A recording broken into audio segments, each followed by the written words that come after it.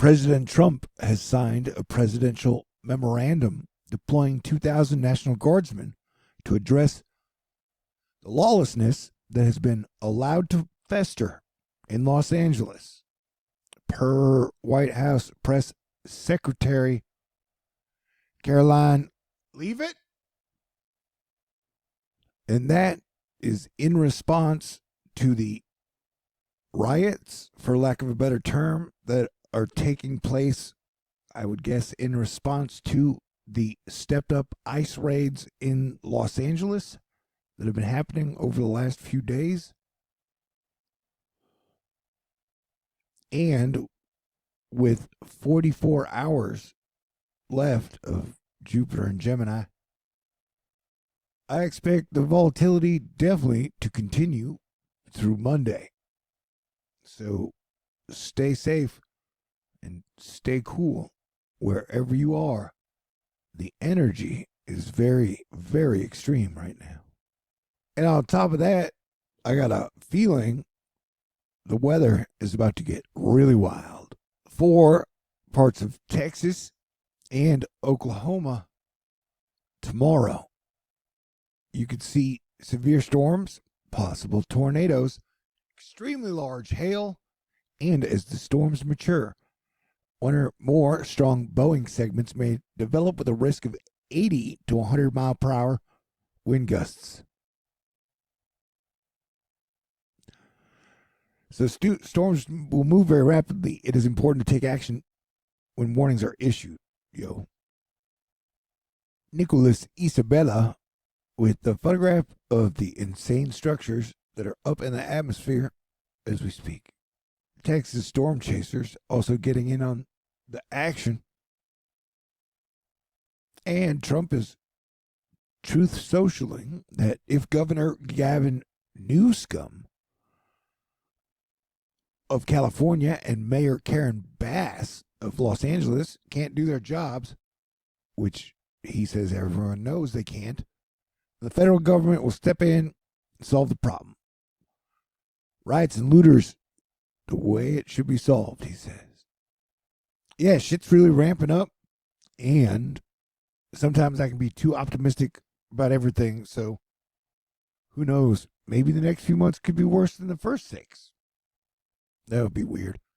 I mentioned hurricane season is here and now, especially for the Pacific side. They got 3 areas of development we are watching, and it is hurricane season. We are on hurricane watch. The GFS has been showing some type of development. It had it somewhere on the 9th to the 12th, and it's moved it back to around the 16th. This would be 8.5 days away, June 16th. And even if there's no hurricane, with the MJO pulse coming, there's going to be a lot of moisture or willing to participate in these storms. So you could definitely get some major flooding in about 8.5 days or 10 days. And look at this: 1 low, 2 low, 3 low. There you go.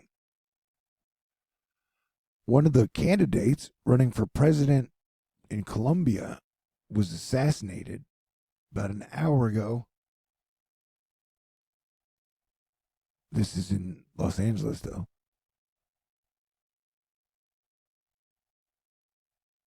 And California is about to get super hot from heat.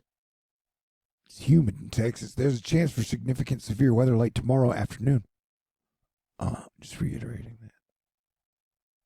You've got some historic heat down in Mexico where there are a couple of volcanoes erupting.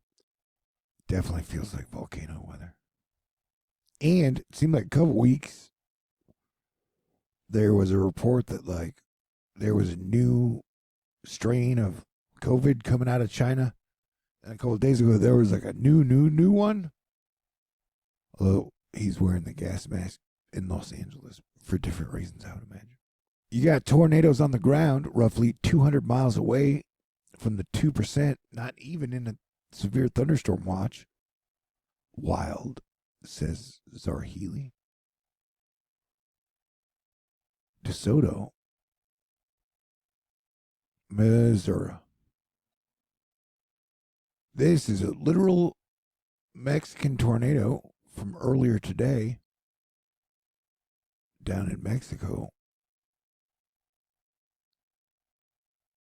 You had a 6.2 earthquake down here, kind of a weird spot. Dada Boo, the Florida Wave Master, focusing in on the CAG area. Not 10 days from now, but now.